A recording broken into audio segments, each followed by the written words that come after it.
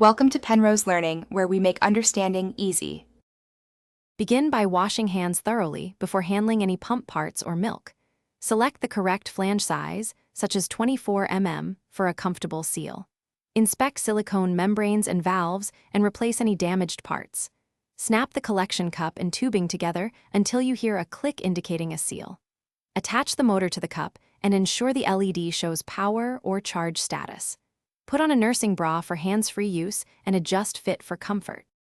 Begin pumping in stimulation mode to trigger letdown and mimic nursing rhythm.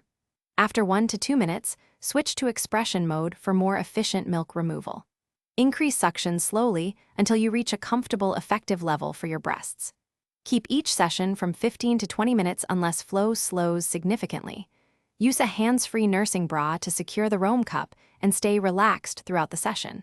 If pain or pinching occurs, stop and refit the flange or when finished, detach the motor before removing collection cups from your bra carefully. Rinse pump parts that touched milk under cold water promptly to prevent residue. Then wash parts in warm soapy water and place them on a clean towel to air dry. Store expressed milk in clean bottles or 4 ounces bags and label with the date and time. Replace valves and membranes regularly and check seals for wear to maintain suction.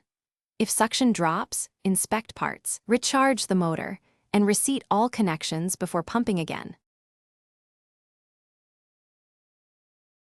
Thanks for watching. If this was helpful, leave a like and consider subscribing. See you next time.